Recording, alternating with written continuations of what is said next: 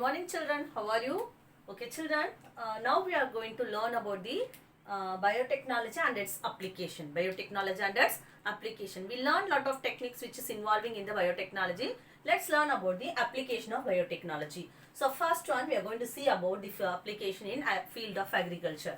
In the field of agriculture, that bacteria Bt, which is very commonly using gene. So it is taken from the bacteria Bacillus thuringiensis. Is taken from the bacteria Bacillus thuringiensis. So that gene is called as Bt gene. That gene is called as Bt gene. It is also called as cry gene. It is also called as cry gene. So what it do? This Bt gene will undergo transcription and translation. What is transcription and translation? Production of protein. And it undergo transcription and translation and it produces a cry protein. It produces the cry protein. And when this cry protein is formed, it is when it dissolved, it is in the form of crystal. It is in the form of crystal. When this crystal get dissolved in the presence of alkaloid, it turn into toxic. It turn into toxin, which will kill the epithelium tissues of the pest, which will kill that, which perforate, or it makes a hole in the cells of the epithelial tissues of the that is pest. Okay, so that is the main concept of using this Bacillus thuringiensis.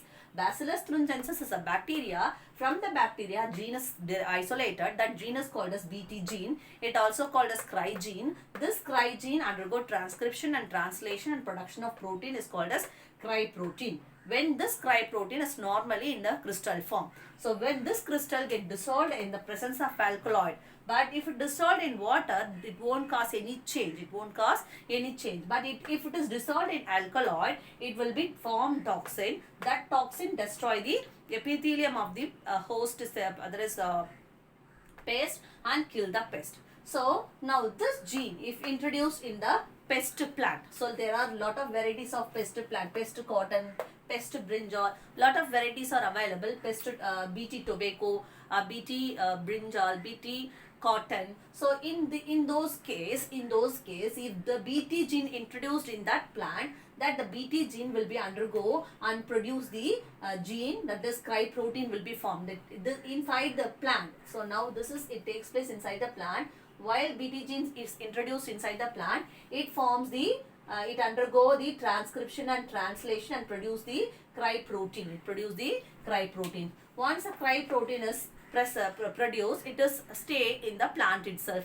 So all over the plant, leaf, stem, all the part of the plants having the crystal protein of Bt gene. And when it is consumed by the pest, take a caterpillar. So caterpillar is one of the form of metamorphosis of certain insects. Okay, so that a caterpillar, if it eats, so that the gut of intestine is producing the alkaloid. While the alkaloid is released, automatically this cry protein start to convert into toxin. Cry protein is, so this alkaloid plus the cry protein start to produce toxin. So this toxin will rupture the epithelial, that is the epithelial tissues of the caterpillar, and it forms sporation. Thereby forms sporation, water will be entering and the cell will start to burst out. Okay, so finally the earthworm gets killed. So and this is the basic technique used in the Bt technology. So Bt is nothing but it is Bacillus thuringiensis. It's a type of bacteria, and gene is taken, that is called as Bt gene. Okay, so clear children. And next one we are going to see about the flavor saver tomato. So already while we selecting the tomato, we prefer it has to be strong, it is tight, and it has to be dark reddish in color.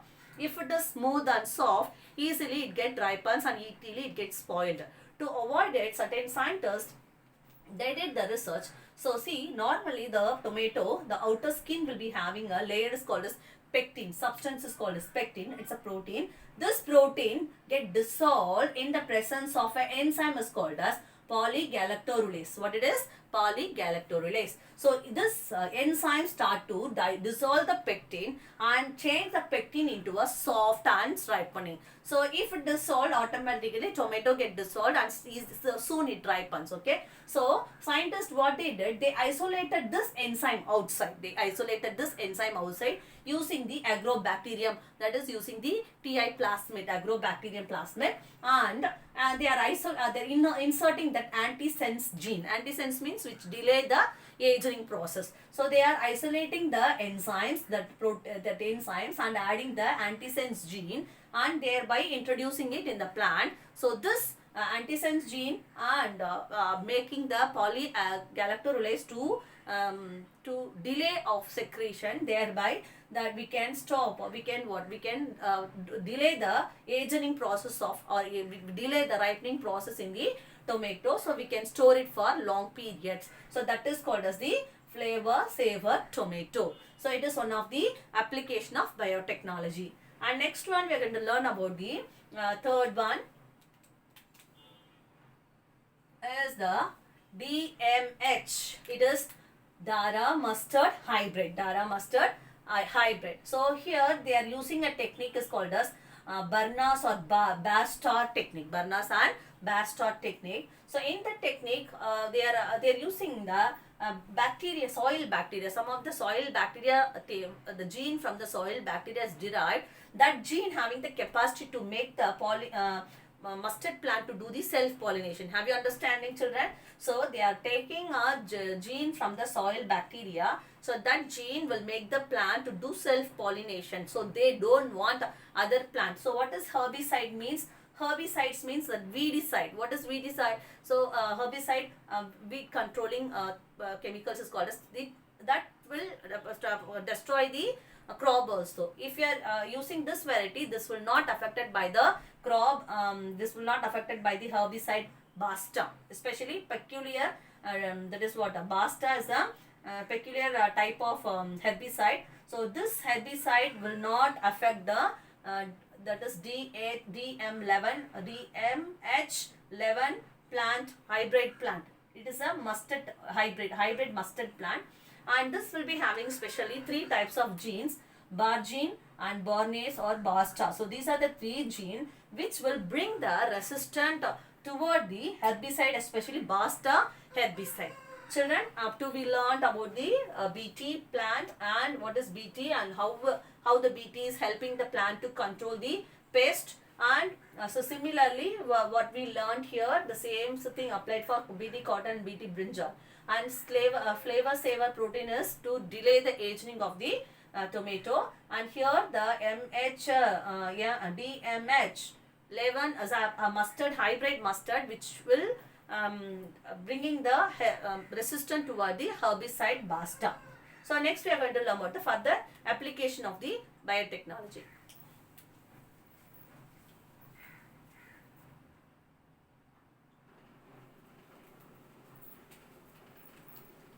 Children, next we are going to learn about the 4th use, that is glyphosate herbicide. So normally we know herbicide, no? What is herbicide? Which controls the weeds. What is meant by weeds? Unwanted crops or unwanted plant which grow in between the crops are called as weeds. So that weed controlling chemicals or that things is said to be herbicides. So do you know how it works? Especially this glyphosate herbicide. So this is going to block that 5-enopyruvate cyclimate phosphate synthetase of the plant. So this enzyme is very important for the amino acid and lot of protein preparation of that plant. If this going to block the function of this enzyme, automatically the plant growth is affected. If the plant growth is affected, the plant dies. So that in this way only the herbicide works. So it is a glyphosate herbicides and how it's blocking the growth of weeds. Okay. Next one we are going to learn about the 5th one is this one. So golden rice. Which one is 5th? I'm going to 6 and this is going to 7 and this is going to 8 and this is going to 9, 10, and 11. Okay, let's see. So we are seeing that application of biotechnology. That's a fifth one is golden rice. So golden rice is differ from the normal rice because of having beta carotene. So beta carotene and vitamin A. So this is very important for the golden rice. Because of that, it is having nutrition rich when compared with the normal rice. So this beta carotene is obtained by 3 genes. They are taken from one is SI, another one is CRT1, and third one is lyse, LYC, less. Okay. So first one, the SI gene is obtained from the phytoene synthetase enzymes, that is from daffodil plant. They are deriving the gene from daffodils. And second one, CRT1, it's a gene, they are taken from the bacteria, soil bacteria. And the third one, LYC, it is a gene derived from the wild rice endosperm, So these are the 3 genes which will be adding the beta carotene. They are taken from different plants. They are taken from different plants, which is enriching the rice for medicinal purpose. It will cure lot of deficiency, and this will be obtained by using the rDNA technology only. And maximum this rice is recommended for the xerophthalmia, which who having the vitamin A deficiency, that a high side problem. So especially the xerophthalmia children can go for the golden rice. Okay, and it is one of the biotechnological product. And the sixth one is polyhydroxybutyrate. So this is otherwise called as biodegradable plastic. What it is said to be?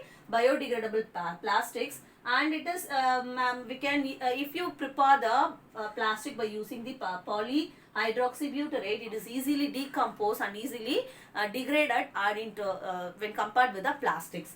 And next one is same variety. This also obtained from the biotechnology by using water or rDNA technology. And next one, polyhydroxyalkanoate. It is a type of bioplastic. It is used to prepare the medicinal requirement. For example, blood vessels and equipments of medicinal equipments, and a lot of tissues. All those things are prepared by using the polyhydroxyalkanate, and this is derived from the gene of bacteria maximum varieties of gram positive and gram negative bacteria. Okay, and this is about the polyhydroxybutyrate, that are bioplastics. And next one is PLA. Next is called as PLA. It is polylactic acid. So here this also act as a biodegradable plastic or act as a bioactive thermoplastics. So even we are preparing that dip coffee, that is made up of the PLA, polylactic acid, and it is a type of aliphatic polyester, and this is they are derived from the plant products. So the combs and like that, they are deriving the different parts of the plant parts. Okay, so that is called as PLA. And next one is green inflorescent protein. So what is green inflorescent protein? First they observed this in the jellyfish of Acuriae victoria. It's a type of jellyfish. It will be inflorescent. Naturally it will be having the inflorescent capacity. It will glow. It illuminate in the night time. So by basic of this, they derive the protein from that particular jellyfish. So that is called as green fluorescent protein. So this will be having 238 amino acids, and this they will be doing the alteration in the lab. They are doing the alteration by doing the rDNA technology. Some alteration will be done, and they introduced inside the Arabidopsis thaliana, variety of plants. And while this plants, after the treatment, if it is exposed the rays between the blue to ultraviolet range, that is 395 nanometer rays, if exposed on the Arabidopsis thaliana, it will be a glow. It will glow. So based on this, basic is used to do prepare the biosensor to identify the wherever we record the illumination. So we can use the same basic, that is called as green fluorescent protein. And next one is bioforming or molecular forming. So here that is, we are treating the plants with transgenic plants are used to prepare the we can alter the transgenic plants with various mode, and for deriving the medicines for all those purposes. That is called as biofarming. And next on bioremediations. So in bioremediations, we can control different types of pollution by using the bacteria or by using the DNA technology. So for example, if the oil spill, have you heard about the oil spill on the oceans? So if oil spilled on the ocean, it is very difficult to clear it. So it is very difficult. It is not a land to clear. It is on the water.